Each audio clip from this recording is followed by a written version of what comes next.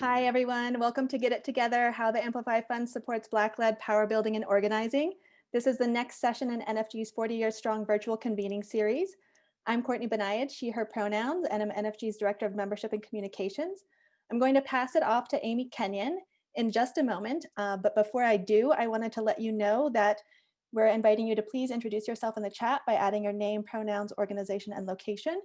You can join us on video by turning on your camera, and please do keep your mic muted unless you're speaking. This session is also being recorded and will be available for you to rewatch or share on NFG's website. And now you're up, Amy. Thank you, Courtney. Good afternoon, everyone. My name is Amy Kenyon, and I use she, her pronouns. I am a proud NFG board member, a senior program officer at the Ford Foundation, and a member of the Amplify Fund's steering committee. It is an honor and a pleasure for me to welcome you all to Amplify's session today as part of the Neighborhood Funders Group 40-year strong virtual convening series. For 40 years, NFG has been bringing together funders who believe in the power of people to transform communities. And since 2018, NFG has honed in on our core purpose of moving more money to grassroots organizations through our first pooled grant-making fund.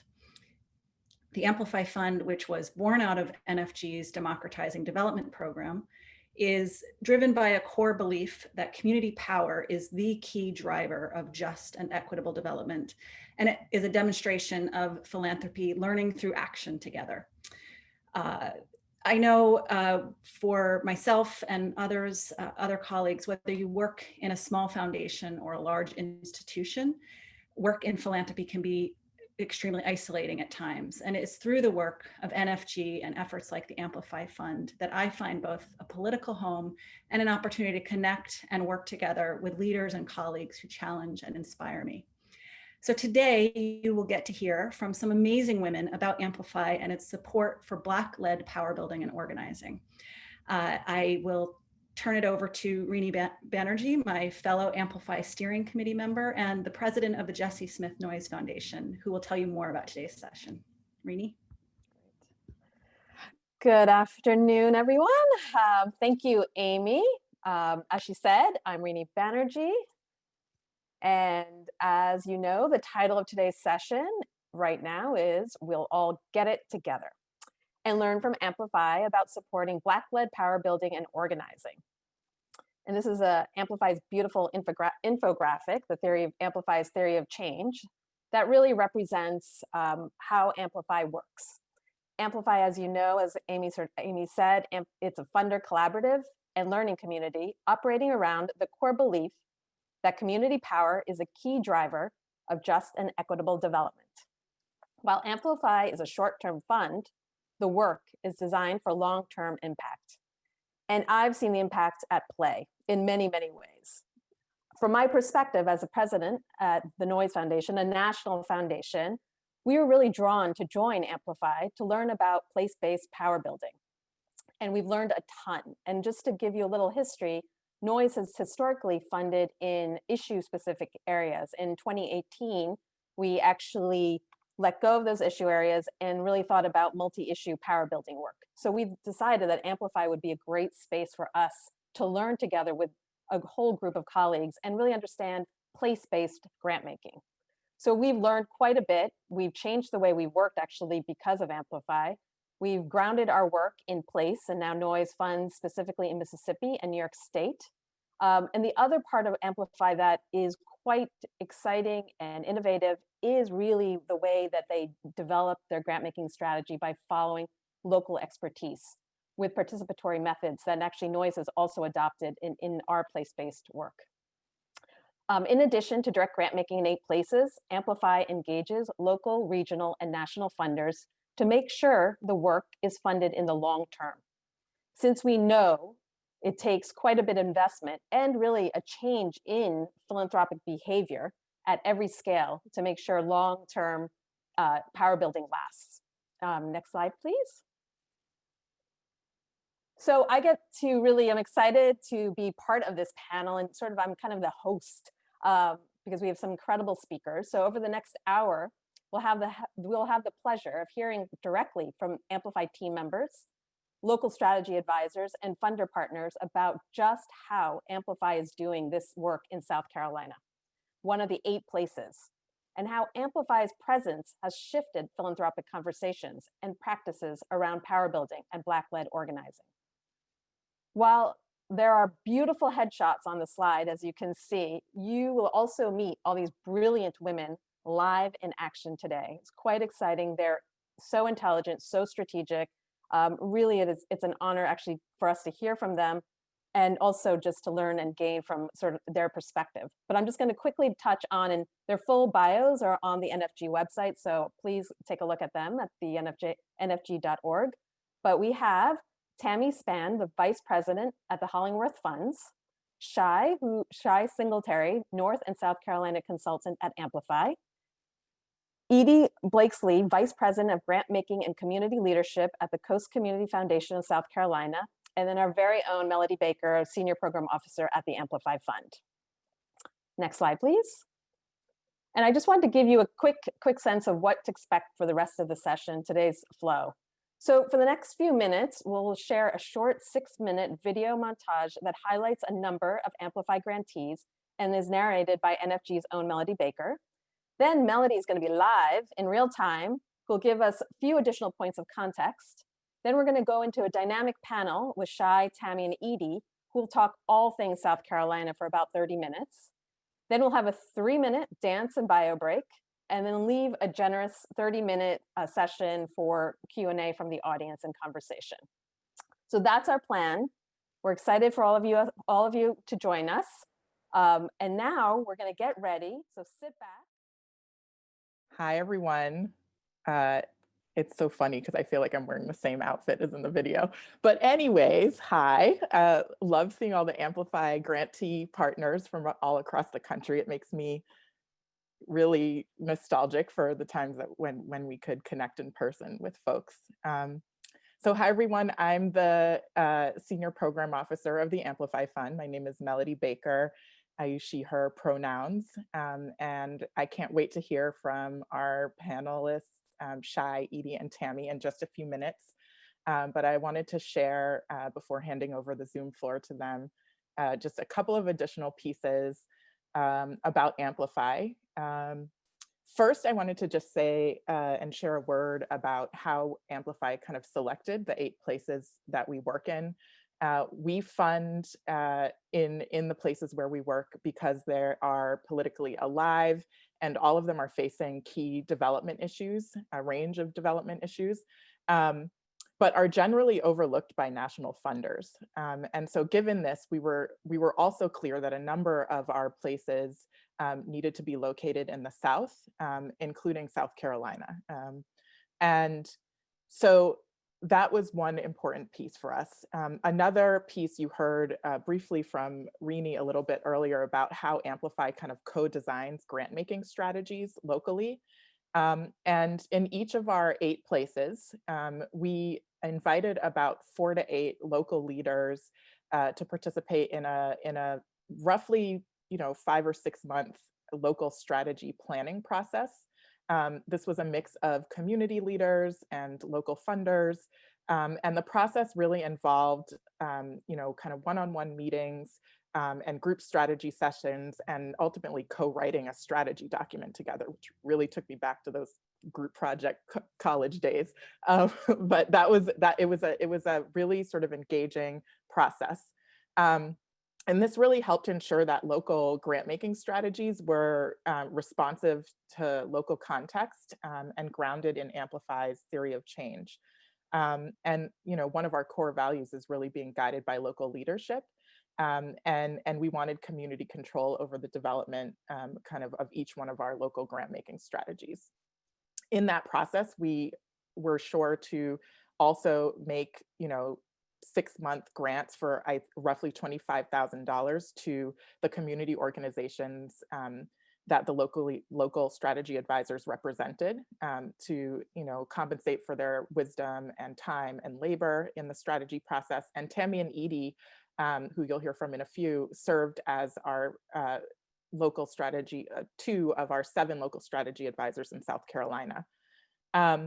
Finally, I'll just add that Amplify has been able to kind of engage with local and regional organizations and funders for kind of longer term impact, not only by following local wisdom, again, which is one of our core values, but also by building relationships through a team of place-based program consultants like Shai, who you'll hear from in a bit. She holds relationships with our partners in North Carolina and South Carolina, and helps Amplify kind of stay connected to the day-to-day in each place, so we can be present and accessible locally and keep up to date on local context and capacity needs, and generally be a resource for our grantees in each place and local funders partners. And I'll just say that this has greatly expanded our team capacity so that we can be the kind of place-based funders that we want to be as a staff, as a full-time staff of 3. So I'll share that, and without any further words, I'll hand it over to Shai to introduce herself and kind of lead a conversation with Edie and Tammy about what our work has been in South Carolina. Yes. Hi, everyone. I'm Cheyenne Singletary. I go by Shy. I am a South Carolina native and someone who's returned back home to do work in the Carolinas. And I am so excited to be here today in deep conversation with Edie and Tammy about our beloved state of South Carolina and what it kind of means to do progressive funding and organizing work within the state, and how we've been able to build a joyful and joy-centered community with each other as we've kind of gone through this process and other processes. So I would love to invite Edie and Tammy to share a little bit more about themselves, their institutions and their regional focuses, and then how they kind of came to be a part of Amplify. And I'll toss to Edie first. Thank you, Shai, and everybody on the phone. It's a pleasure to be with you today. Thank you for giving your time and being willing to listen to us. So I'm Edie Blakesley. I work with Coastal Community Foundation. We're headquartered in Charleston, but we have 2 offices. One is in the Myrtle Beach area, which is pretty close to the North Carolina border. And the second is in Beaufort, which is pretty close to the Georgia border. So our geography spans the entire coast of South Carolina. And I have been with the foundation a little bit of time. It's coming up on 20 years. And so our footprint has grown in my time, and the work that we do has grown over time. And our focus area, while we're a community foundation, is very broad. We do have some strategic goals around access to economic opportunity, education, and affordability. So I'll stop there for a minute and then toss it over to Tammy. Thanks, Edie and Shai. Hello, everyone. Just really happy to be here with you. Thank you for your time. And I'm going to thank you in advance for your attention. So if you decide to do something else, you should feel guilty while you're watching. My name is Tammy Spann, and I am the Vice President of Strategic Initiatives for Hollingsworth Funds. We are a place-based funder in Greenville, South Carolina. Greenville County, South Carolina. We are located, if you're not familiar with South Carolina, between Charlotte, North Carolina, and Atlanta, Georgia. You can't get from one to the other. If you're traveling from North Carolina to Georgia through South Carolina, you have to go through Greenville. And we are a type 1 supporting org, and not a traditional foundation, but a type 1 supporting org, which simply means we have named beneficiaries. 55% of what we give every year goes to Furman University, a private university here in Greenville County that was near and dear to our founder's heart. He attended there, and also the YMCA, another organization that was pretty special to him. We are also, we wholly own a for-profit real estate development company, and we also have a leasing arm as well of our business. So Our primary focus is on increasing economic mobility in our community for those in the lower quintiles. And I will stop there and turn it back over to Shai. Mm. Thanks so much, Tammy and Edie. As y'all can see, we're just continuously smiling at each other because we love spending time together and getting to talk with each other. And as I reflect on this panel being called Get It Together, it's something that makes me think a lot about what our wins and successes really look like in South Carolina. I think a lot of time people kind of write us off as a very conservative state, a state where not much is going on, but don't really understand what it takes to build successful movements within a state like ours, or how to recognize what a successful movement looks like. Something that I always tell folks is this past election, we had almost 80% of the electorate turn out, which is in part because of organizing from groups who are really organizing around issue-based things, doing GOTV work for the first time in incredibly hostile situations, working together, building new networks, having conversations. And although that might not feel like a success anywhere else, that's a huge success for us because we're incredibly territorial. You'll almost never hear someone from the low country talking to someone in the upstate about anything beyond saying, you're bougie. Beyond saying the only thing you have is good food, which, as a low country born and raised, I'd like to say that we have the best food, but that's neither here nor there. Tammy and Edie, I'd love to hear what, when you're kind of thinking about what people should know about our state or what they should hear about our state, what would you share?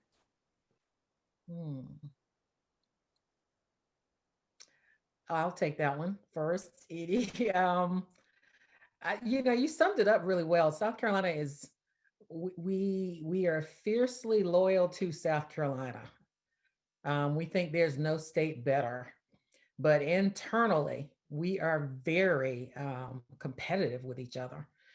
The area where I live is the upstate. We're in, I'd call it like the valleys. We're like below the mountains. And traditionally people have always seen that part of the state as highly resourced, and the politics have played out in that way. When the power is in the middle or the lower part of the state, South Carolina South Carolina, Spartanburg and Greenville can be ignored because of the amount of perceived wealth that's there, when actually the wealthiest part of the state is in the lower part of the state. But it's but it's the people here are really warm and caring. But we're not any different from any other part of the nation, where people feel really loyal to the place where they live, and really just kind of want the best for the communities that they live in. It's really, really a small state when you think about the sense of community. A lot of the people in the upstate know a lot of folks in the middle part of the state and the lower part of the state. They socialize with each other, but it's just an interesting. It's an interesting place to live, and because of that, because people are so much in community with each other, sometimes we get a lot of good things done, and then other times we can't get anything done. So I'll just kind of stop there. Edie, you got anything you want to add? Yeah, so I think that what I can add as a non-native, so I am originally from Buffalo, New York, and I am reminded all the time that I'm not really from South Carolina, even though I've been here more than 20 years. And for me, it is a very small state. It's a small community. It's a small town. But we also have a huge influx of Yankees and others, moving to this part of the world. And there's definitely a tension and a push and pull between, people who have been here and the people who are coming here. Sure. And there's sometimes some divide between that, especially in the areas that have a large influx of, folks from Ohio or wherever else they come from in the country. That's number one. Number two, I will say that the philanthropic community, so whether you're a community foundation or a private foundation or an individual donor, generally does things very quietly for the most part. And they don't like sharing and like people knowing their business sort of thing. And it's interesting, coming from a different place that, philanthropy and was much, much more celebrated and vocal and out front. But it is a very generous place, just not overtly so. It's almost like it's not in good taste to talk about it. Somebody will tell you, oh, bless your heart, which is not a positive thing. Absolutely. I think that is what makes the Amplify strategy so special and unique for South Carolina. It is a strategy that focuses on having a robust paid ecosystem of organizers, which is almost unheard of across our state, where people are paid to do organizing work and can sustain themselves. It is a strategy that very clearly focuses on Black land ownership and Gullah and Native land ownership, and how do we preserve that work. Something that's honestly talking about being clear on what a greater public investment in communities of color could look like, or even thinking about how can we start to increase the amount of capital that communities of color have, recognizing that South Carolina is the private lending capital of the US, if not of the world, in that every other state around us has banned predatory lending. And we are the headquarters for all predatory lending. So whether it be from people who live in South Carolina or folks who live in the surrounding states, lots of people are traveling to our state because of this access to capital issue. So I'd love to hear from the two of y'all. How did it kind of feel for y'all to be engaged in the development of a public strategy that was as, kind of hush hush and in your face as the one that we built together? And how did that kind of shape your engagement with Amplify? So I'll jump in and I'll take this one. I loved it. It was refreshing in so many ways. It wasn't smarty pants philanthropy. That's what I call when a bunch of very smart people get in a room and decide how to, do good things. It was just refreshing. And I will say, Shai, especially for you, you always asked, who should I be talking to? Who else is there? Who's not here? Who do you know, or who knows somebody else who knows somebody else who knows somebody else? And it's a very relational, I mean, I think you've talked about that before, way of doing the work, which is so important in such a small place as South Carolina, because we only know who we know. And so I might have been able to tell you a few other people to talk to, but then Tammy had more and Bernie had more and everybody else had more. And so that you were opening the circle rather than closing it and keeping it very tight was a breath of fresh air, really. Yeah, I totally agree with that. It was interesting.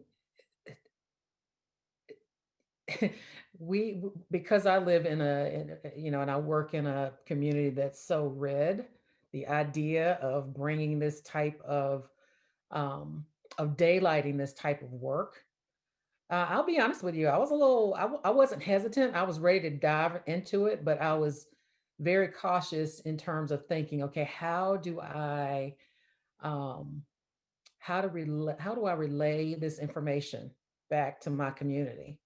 How do I take what I'm learning and how much this is, you kind of broaden my thinking about how you get in community and in conversation with folks who are actually doing the work. What does this look like when I'm having conversations with other colleagues and stakeholders in my community? And what's the proper context in which to relay this concept so that it doesn't get shut down right away? And Shai, you and Edie both know, I mean, South Carolina is, well, you guys watched us with over the last month or so. And so you kind of get an idea of the challenges that we have. So it has been a breath of fresh air. I have very much appreciated this idea and this concept of us building together because I'm a member of the Edie and I both are members of the South Carolina Grantmakers Network, and we've had conversations at our meetings where there's been this kind of, why can't we get national funders to come in and invest in our community? And recently, one of the gentlemen who has since retired just said, well, we're tired of them coming in here and telling us what to do. We don't like them coming in here and telling us what to do. They don't have any context for what's happening in our state, and they can be working in our community and no one's contacted us. And that's a real feeling and experience. And this, I think this was a great way um, to approach, how do you build community? How do you work in South Carolina? How do you find out where work is happening or where work needs to happen? So I really appreciated this, the process that you used to kind of engage us, and it's been really a rewarding experience. It has been such a joy to be in community with you all. And as I think about Get It Together, I think we've really gotten each other together.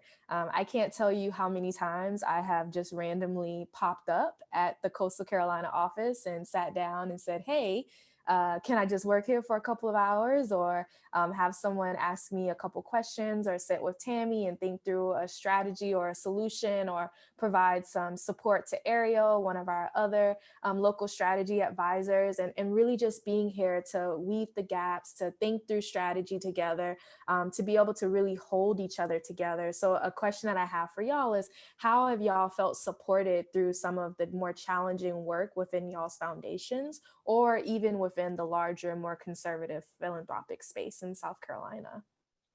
Yeah, I'll start there. We've so my organization's, I would say it's fairly new. We had our first hired philanthropic staff person full time. He was hired in 2013.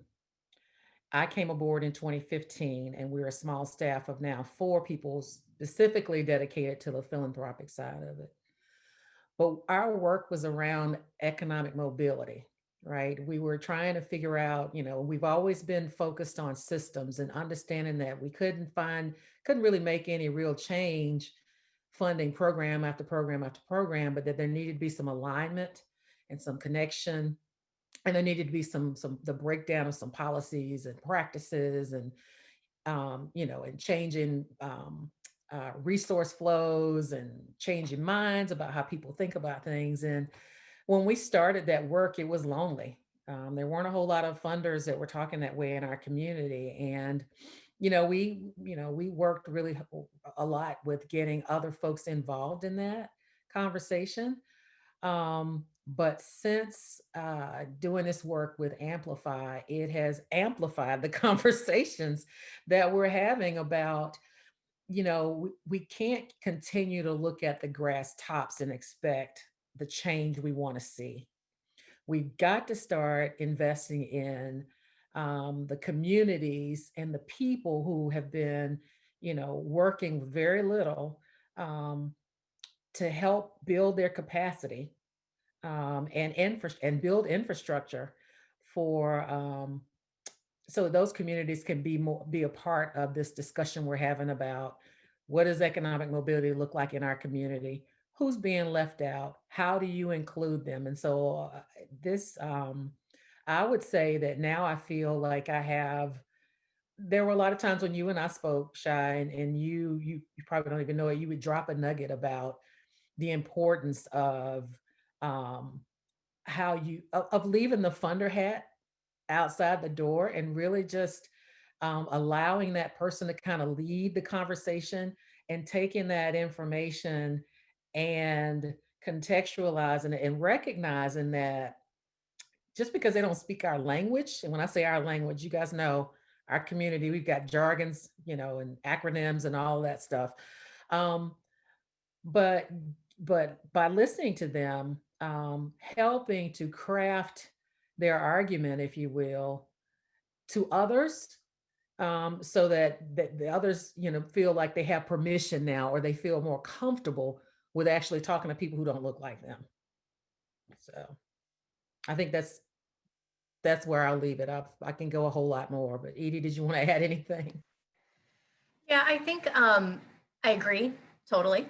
And I think the 2 points that I want to raise is one, I was constantly reminded that this is a practice, and Shy's nuggets or whatever, but I would get impatient with something, or I would, see something yet again that would be but really that this is a practice, and you keep on doing and doing and practicing, and you get better each time.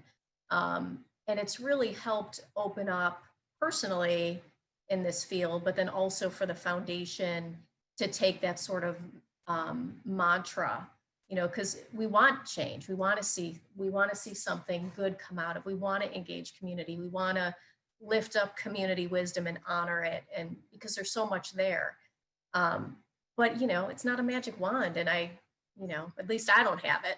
And then the second thing I wanted to say is that, for every idea or something that I would run across, I'd be like, hey, what do you think of this idea?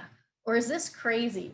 Or, oh, hey, would you serve on a grants committee for us? Or, hey, we're thinking about doing this, but how can we really lean in?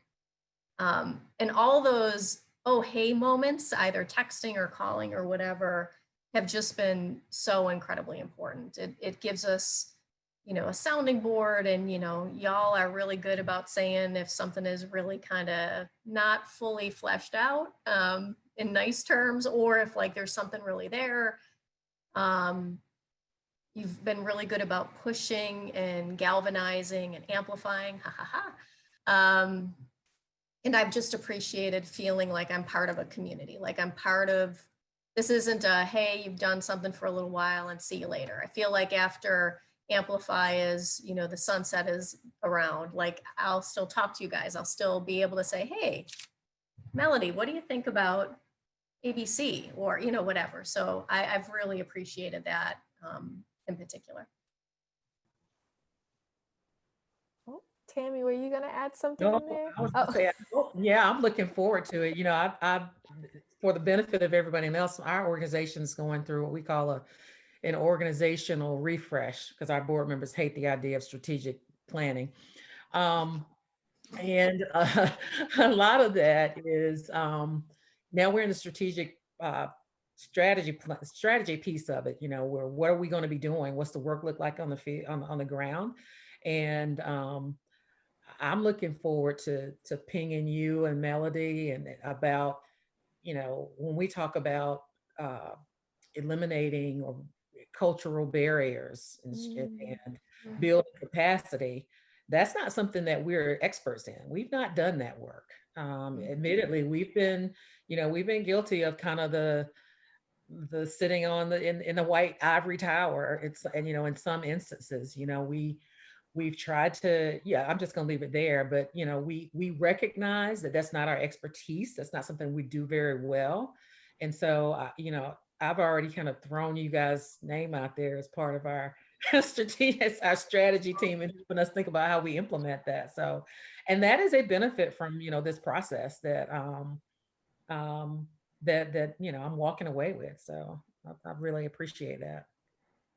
It has been so much of a pleasure and a joy to get to sit in on y'all's grant making committees, or help kind of push board members to be a little bit more liberal, or to make statements about supporting the movement for Black lives, or even thinking about what it looks like to fund folks who previously just don't have the right language, just don't have the right words, just don't have the right things in order to be able to get grants. And I think is my last question for us that I would love for y'all to reflect on is, A, where's the joy? Our work is so filled with joy. Our time together has more laughter and biscuits and jam and pictures of cats and dogs and of our children and of TikTok videos that we love. than probably any other work I've ever done. And then what advice would you give to other people doing donor organizing in a conservative state? So I would just say, if I had to give any advice, I would say to take it slow. We have been building this relationship now for over a year together. And we are now at a point where our donor organizing, I think, feels really natural, and it feels like just being in deeper community with each other. And my joy is getting to spend more and more time with y'all, both in our work that directly impacts our communities, but also in just how I get to be a part of y'all's daily lives and get Christmas cards and birthday hellos and just little texts and emails of encouragement. So I will pass it on over. Where is the joy in your work, and what advice would you give someone else trying to do this work? So the joy is that I have been able, this has been a space and an opportunity to share honestly without retribution or judgment. It has been such an uplifting, positive experience because, you know, everything we do isn't great and perfect. In fact, we make lots of mistakes and we stumble. And so the joy for me is that I can authentically be who I am. I can bring something forward and y'all just don't laugh at me or, you know, go, oh, you know, that Coastal Community Foundation is never going to make it. That's my joy. My advice is that this is not a destination. Equity work and power building, you don't arrive. And so it doesn't matter where you are, like how liberal your foundation is or how conservative or in between, there's always some step you can take, and you just keep on taking them. So kind of a spin on go slow. Yeah, that's good, Edie. My joy, it has, my joy is that I feel like I'm able to not just show up, but lead more authentically within my organization. I'd struggled a little bit with trying to figure out how to balance that argument of supporting grassroots and being able to make that connection for my board members and as a Black woman, kind of feeling, especially growing up in this area, and some of the things that you do here, and the noise that we hear about, why is it Black Lives Matter, or why isn't it blue? Well, this has made me it's made me unapologetic, this experience about it, because what I got to be a witness to, especially with the work down in the Charleston area, it made me more conscious of the absence of that in the upstate and the need for it, and my role as an advocate in the seat that I'm in to start lifting up, if you want, before you can, let's not blame people for poverty. And that's not the solution. Let's talk about these systems that have created this, and let's talk about communities where people have had some agency, they've had resources, they've had infrastructure, and they've made change, and their communities look different. And so the joy has been in just showing up and thinking about my work differently, and then knowing that I've got some folks that I can kind of turn back. Adie and I will have different conversations now.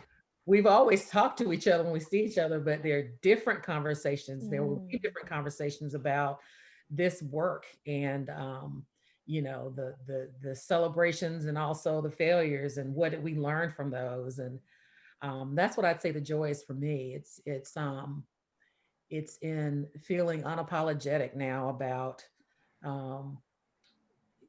about giving voice to people who need it, about setting the stage for them and letting them take over the microphone.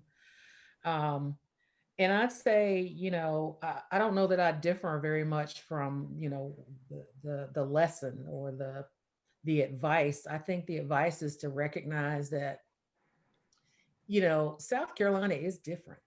We were the first state to succeed from the nation. That's not an accident. And that attitude has not left us. You know, we had the gentleman who's still in Congress, God help us, who said to, you know, Barack Obama, "You lie." He's from South Carolina. Mm. So it takes, but on the other side of that is relationships matter. And when you get in relationship with people here, um, they have more, especially when you can find the things that you share in common, um, then there is progress that can be made. It may not, and to be patient with that progress and to recognize that what happens in Alabama and Mississippi and Georgia and North Carolina is not going to be the same as the progress that might be made in South Carolina, but there is progress to be made. And I'd also say, you know, it's kind of funny when Melody said earlier in her comments about the states that they were working in, she said, and South Carolina. And I thought, yeah, and South Carolina. Yeah. Because we get, you know, I think we get ignored a lot. And because we've been ignored by the nation, you know, national funders, and the work, the great work that's being done around us, because we've been ignored, we have a lot more building to do, a lot more capacity building and infrastructure to build. Um, so yeah, be patient, but be dedicated. Don't come in and think it's a, gosh, I can't believe that just floated through my mind, but because it did, I'm going to share it with you. It's not a hit it and quit it state. I, I'm done. I love that so much. We are not a hit it and quit it state. Before we kind of pass it over to some questions and answers, I just want to say thank y'all so much for coming and listening to us talk about a place that we love so much and that we keep coming back to and we keep fighting for. And I think if you hear nothing else from our work, it is that we are committed to seeing our beloved home become a space that is comfortable for all of us to come home. And we are not hit it or quit it kind of people. We are here to stay and here to do this organizing. And I'm gonna pass it over to Rini. Great. Well, thank you so much, Shai, Edie, and Tammy for sharing your honesty, your joy, your stories, and helping us bring it all to life. I know in the Q&A, you're going to even bring in more joy, more honesty, more depth of what is happening in South Carolina, and really the durable relationships you've all created through sort of working with Amplify and how that's even going beyond that. And I'll be moderating and working on the Q&A with you all. But before we dive into all of that, we want to let everyone have a little bit of a bio and dance break for one song, just 3 minutes. So everyone will be back in 3 minutes. And also during that time, please put in the chat any questions you have for our fantastic panelists. We'll also bring back Melody. So Melody will be joining the conversation. So we're going to take a very quick 3-minute dance break, but please be back and bring all your questions for a really exciting 30-minute conversation with our panelists, and we could even get into more deeper and juicier conversations.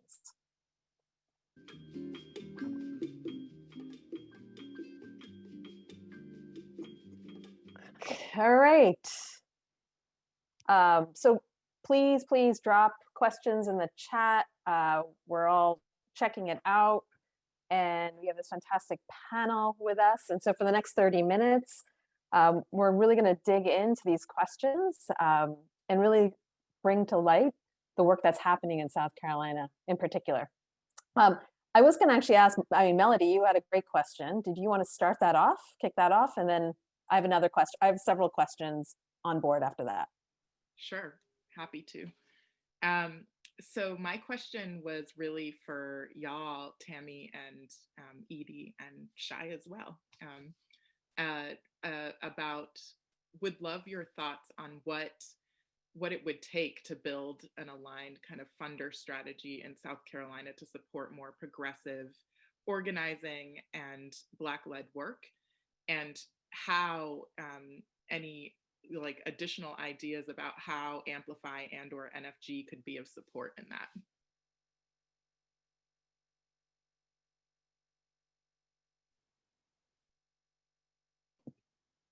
That's a really good question. So what I'll say is there are a group of funders in the state who are thinking more about um, how to work together to build power in the state, you know, in communities of color and in underrepresented communities. I think that the way to have that more aligned is, you know, as much as, you know, you might hear some funders complain about national funders coming in, there's still a certain um, luster, if you will, or a certain um, level of importance or that comes when you have a national funder come into the state and say, we want to invest in South Carolina, and um, the intent is to build community with the funders and building community, right? And so that's kind of the best way to do it, to find those the multipliers within that community, who, if we know in the upstate, if in Greenville in particular, if Hollingsworth raises their hand to say we're going to do X, or we want to see what's going on, then a lot of other funders are going to either come aboard or they're going to watch and wait to see what we tell them. And I'd say it's the same thing with the Coastal Community Foundation. I think it's the same with Central Carolina's foundation with Joanne in Columbia. And so it's a matter of, and some others, but in building community with whoever the multipliers are, and helping and having a conversation about, this is for you guys, this is what our work is, this is what we would like to do. Talk to us a little bit about, do you see a need for this in your state? Hopefully they would say yes. And how can we bring our resources? How can we combine our resources, not just financial, but our intellectual capital as well, along with our reputational capital, to bring how can we bring this to bear on this issue? I think that's probably the best way to do it, because again, it's recognizing that there is some value to what exists, but it's leveraging what you who are outside of the state is leveraging your resources, all of your philanthropic capital, if you will, along with ours in the state, to then create just exactly what Amplify did, create a strategy to then go out and execute. That's kind of my thinking about that. Yeah, I agree. I do think the other thing is about having an open invitation and a regular invitation. So I can think back to South Carolina grant makers, for example, that we've been talking about for years and years and years. Maybe we should fund stuff together, maybe we should do something together, and it took probably like 10 years. And we actually did collectively fund work around the census, which was, I can't remember how many of the foundations, community and private foundations came together and, kicked into the kitty. And that was like monumental. And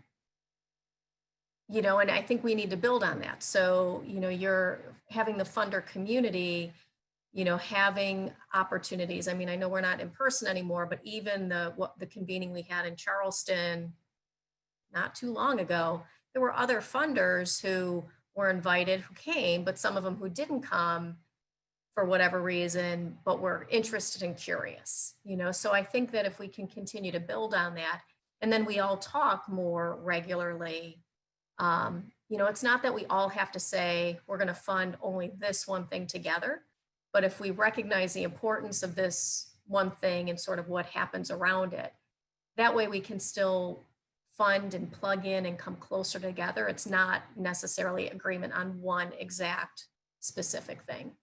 And I see movement. Even for, again, for the grant makers, we had ABFI come and do one of our sessions where Edward talked all about the imperatives, what it meant, what it looked like, really challenged, and it was really very well attended. Wasn't one of those sessions where only the more progressive folks showed up or only the program people, which, so I think it's a continuation of sort of the things the seeds that have been planted. And the continued invitation in this virtual world that we're in at the moment. Great. Thank you, Edie. I don't know, Shai, do you want to chime in on the question, Melody's question? I think the only thing I would say is encouraging folks to have funder events in South Carolina. So what might it look like for ABFE to happen somewhere in South Carolina? That's like maybe Columbia, or having those types of like philanthropic learning events within the state. Because I think it would encourage more folks to engage or to come, or who are curious to learn, and would also show a willingness to be with us where we're at in our state, like in our communities, and kind of hearing us out. Thank you. It's a really great point, especially since we do things at conferences, but to actually invite people home here and to learn and to grow, that's a totally different thing. That's a great idea. Great, thank you. We have a great question from Amy Kenyon, who's one who just spoke earlier, and she says, as an Amplify funder, we're on our own journey of centering racial justice and Black leadership in our grant making and steering committee culture.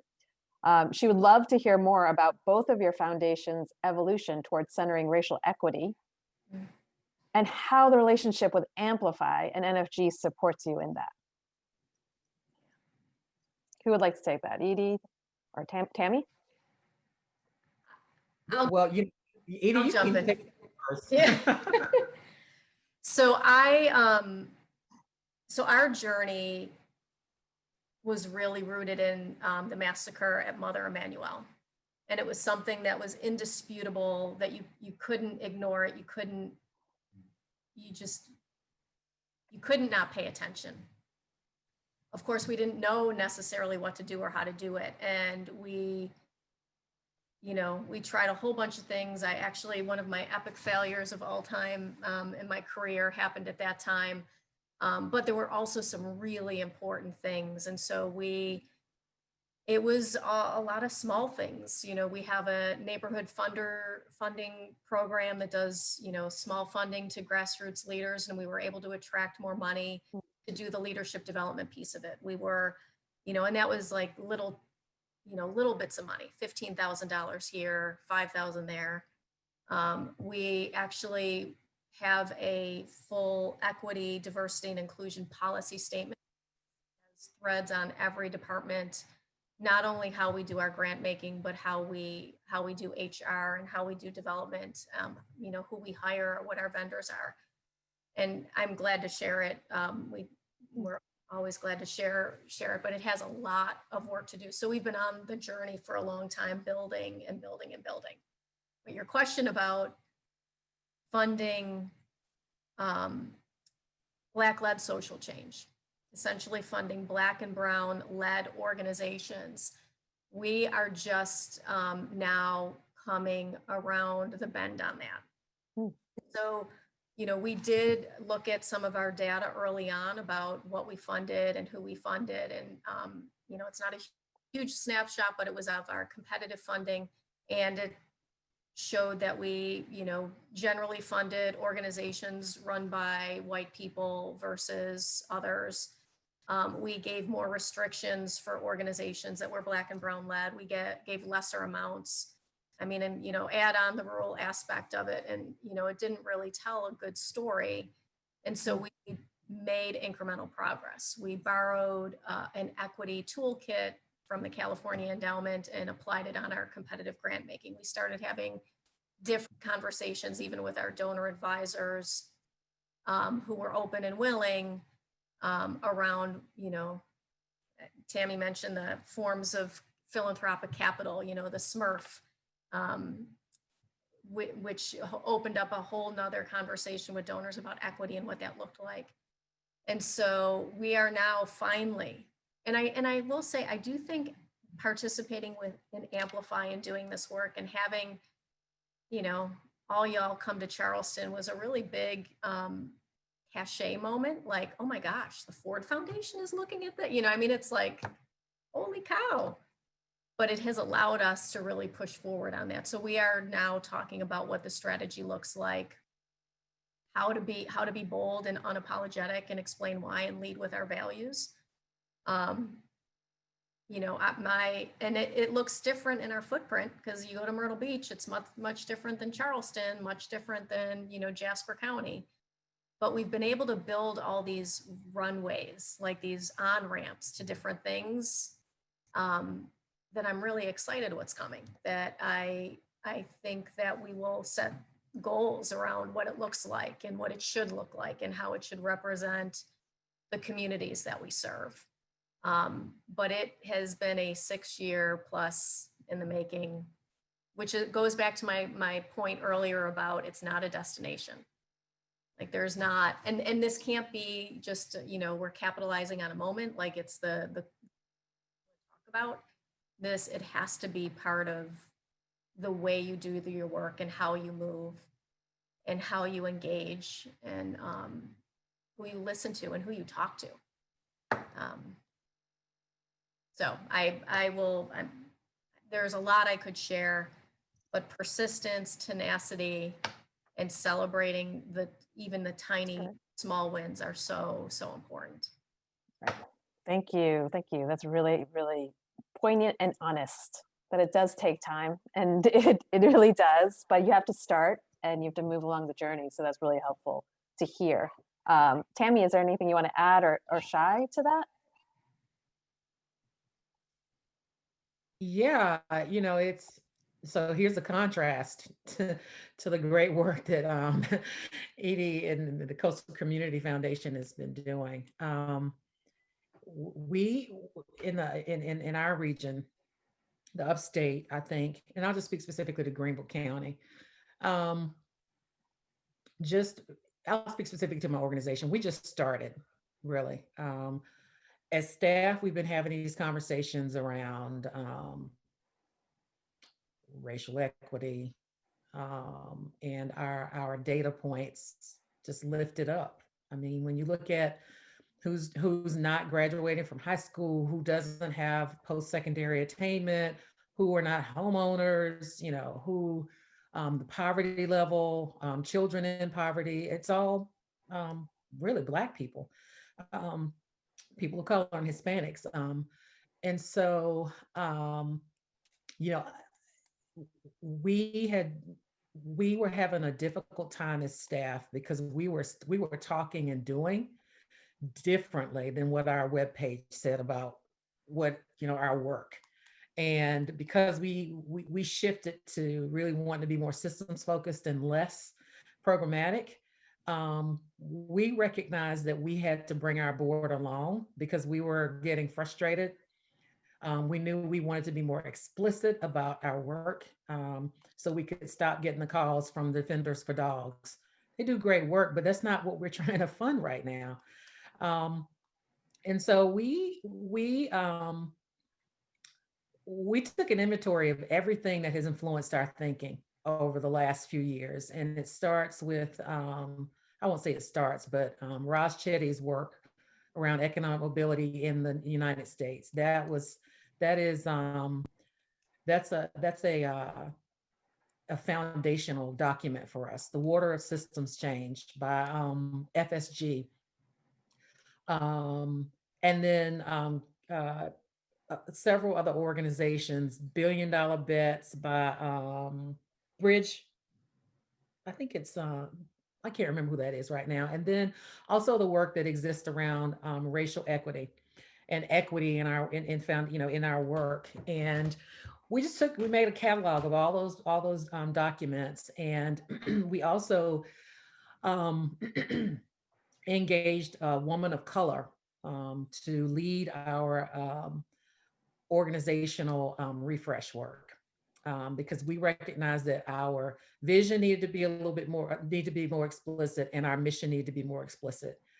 And whenever we'd done any type of, work like that, it was always, you're also around, it's usually a white male, sometimes a white female, but we wanted somebody who had a lens specifically around social justice and racial equity, and work from a foundation point of view, right? And so we found, someone that I knew, and I bumped into her at the Grantmakers for Southern Progress conference last year, I believe.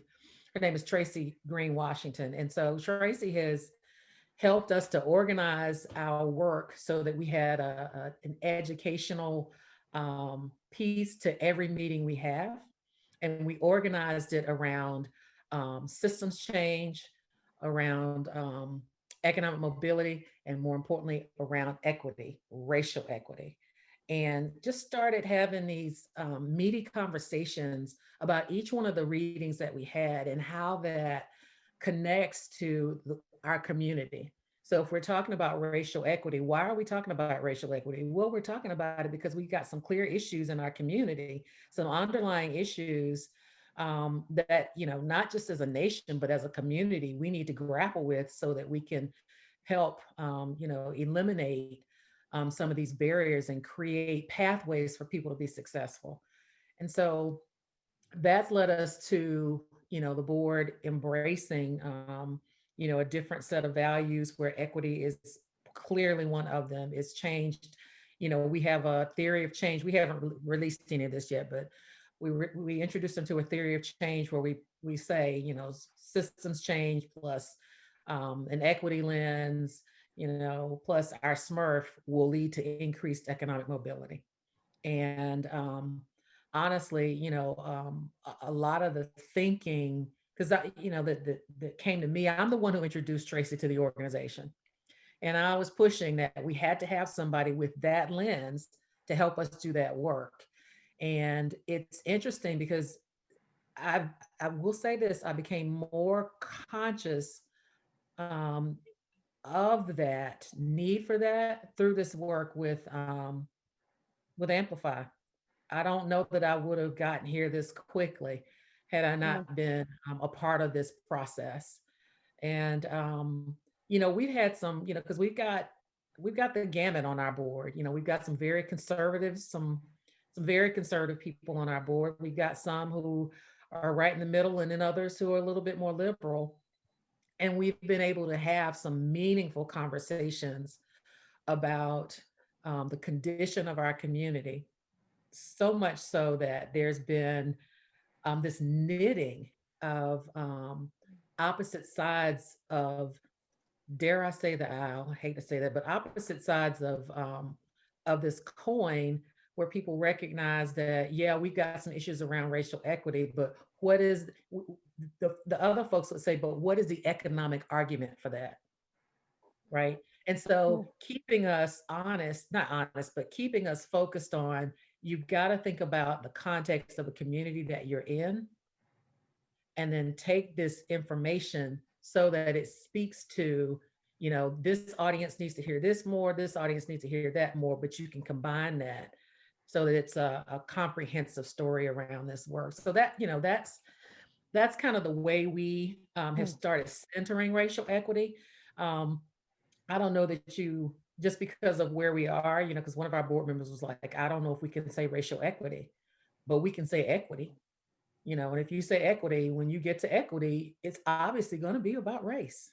So that's just our journey. That's been our journey. We have a long way to go, but our board has, it's I've been there for 5 years now, and we started having this conversation at the beginning of the year. And so, I see that as a big win for us to even get them to the point where we, have a theory of change that actually says systems and equity. That's a big win for me. I celebrate that. That's great. You have to celebrate the wins. I think I think all of you said that in the earlier panel. You got to celebrate the wins. They're so important, especially in this day and age. And as you said earlier too, just about South Carolina and kind of everyone is quite, fiercely loyal, but also a little territorial. So it's just like building those bridges, they're in so many multiple levels. They're from the ground and from even the philanthropic space too. So we have a whole bunch of questions coming up to you, but and everything from, and I'm going to give you a couple. So one is this, like, Seema from House US asked, what are some of the issue priorities going, like in 2021, from your perspective, from your grantees' perspective, what are some of the issue priorities for Black-led organizing?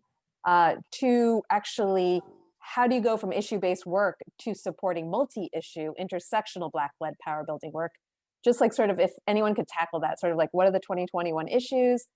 Where do you see the multi-issue intersectional work? And then I'll add a third question into that that has also been asked. Maybe you want to lift up a grantee, like what one of your grantee partners that excites you, that you feel like are really centering the work around Black-led organizing. If you want to lift that up and sort of talk to us about specifically how they're building power, particularly whether it's an issue or in a multi-intersectional approach.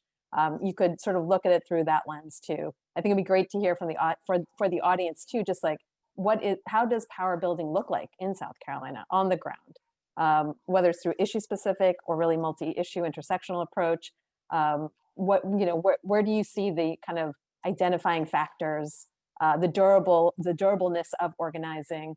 How would you what excites you about some of the work that you're doing on the ground, and where do you see the, sort of the issues or the priorities in 2021? Who wants to take them? That's a lot, but I wanted to throw that out. I think we have like 10 minutes left. So I wanted to sort of get all those questions, and if you want to think about it a little bit, but just really what excites you, what kind of issues, what's multi-issue, intersectional work look like, particularly Black-led organizing. What does that look like on the ground? Who wants to take that? Oh gosh, I will try. Oh, all right, Edie. Yeah. And I'll try to go for it. So I will say that our topical areas, access, education, and affordability came from the community conversations we had a couple years ago. So we interviewed a whole bunch of people, talked to them. Most of them didn't even know who the heck we were. We were invited into communities, and they talked about a lot of things, but those were the 3 topical areas that were prioritized by our board. And those are all, nothing is an easy in a nice little box. They're intersectional. And for us, there have been a couple strategies, but 2 I'll talk about is one is our impact investing fund, which we launched last year, and we're doing equity loan and loan guarantees for nonprofits or for-profits. And it had to be around one of those topical areas. And it was the first time for us doing that, for us launching it, but it was really to try to support the community, nonprofit or for-profit, in a different way around social impact and how to measure it and what it looked like. And I can talk about a little bit more if anybody has questions about that afterwards. But that was a really important strategy for us to get at some of the issues in a meaty way, and then also to attract co-investing, whether that meant from grants or from other local angel investing in our area. So that's one. The second one is I'll lift up, we work in a lot of areas, but one of the neighborhoods we work in it's a historic neighborhood called Liberty Hill, which is in North Charleston. And it's a partnership between us, Boeing, Reverend Rivers Church, whose name escapes me at the moment, a local nonprofit, and it's around STEM education, but also supports for parents who are underemployed. It's also about housing. So it has a couple different dimensions, and really trying to help build capacity and support and come alongside a community in developing what those plans and strategies. We're actually in our 4th year, I think, with that.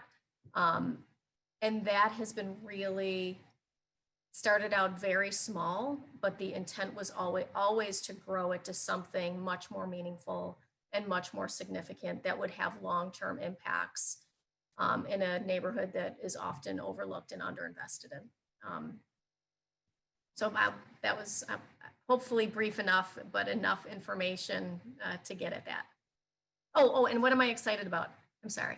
I'm excited that we might, not that we might. I'm excited that Charity Baptist, thank you, Shai. I'm excited that the work we're doing next year is going to be deeper and more forward leaning than it has been this year. And I'm excited that we have our board members regularly talking about understanding the landscape of Black-led organizations within our footprint. Like, we don't know who we don't know. And we kind of need to know the landscape to really do something in a meaningful way. And that multiple board members are talking about it and advocating that we actually have money to invest in it. And so that is the happy dance moments for me. So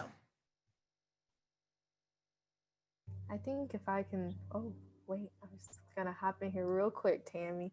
I think something that feels really important to me to lift up, right, is that the Carolinas are overrepresented in Equity Lab's recent list of the highest amount of evictions in the country, with 3 South Carolina cities ending up in the top 30 and North Charleston being the #1. So when I think about what Black organizers are organizing around, it's actually civic engagement, right? Like, people are now starting to say, like, civic engagement and this type of organizing is something that helps us deal with issues like housing, and then also like land loss. And what does it look like to deal with the fact that people are getting pushed out more and more, not just from cities, but now even rural communities that, you know, haven't been touched. We're talking about spaces 45 minutes outside of Charleston starting to experience gentrification in a way that they never have before. And I think the growing housing crisis within the state is something that is pushing folks to do a different level of organizing because they have to.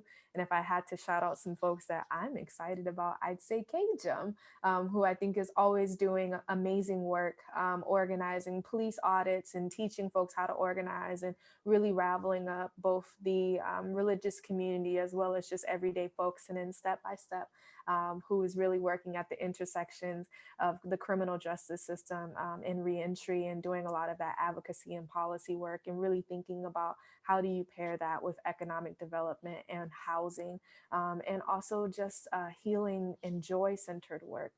So 2 of my, you know, and no one has favorites, but if I had to say like 2 folks I'm excited about hearing how they grow over the next year, I think those would be my 2. And the housing issue, I think, is the one that feels like it's the most poignant right now as our eviction crisis is continuing to grow.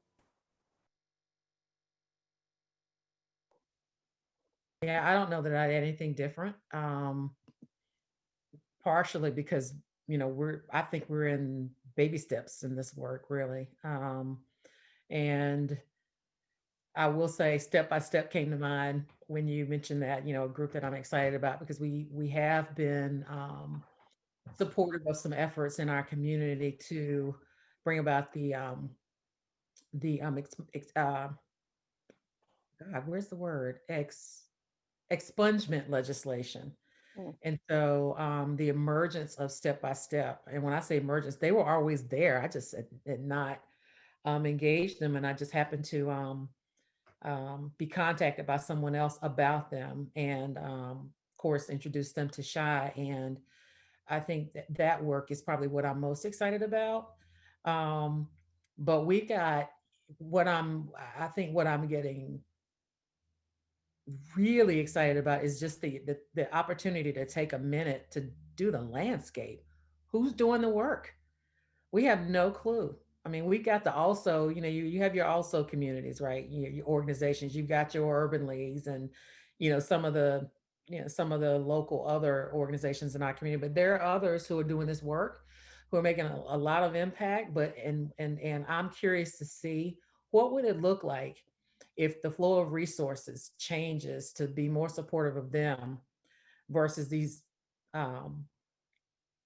organizations that have been I call it kingdom building. You know, they've started with one mission, and rather than partner with someone else who's doing some work, they decided to bring it in house. And so, yeah, and you know, we've been guilty of you know, we've created that Frankenstein monster. But what is it going to look like if we, you know, when we start sending those resources to organizations that are really in community? So that's what I'm excited about. Thank you so much. Shy, Tammy, Melody, I don't know if you have any other quick comments or what you're excited about. Anything you want to chime in for a minute? I will just say that I'm excited about, we now have, I think, 8 grantees in South Carolina across the state, both in the Low Country and up by Tammy, upstate.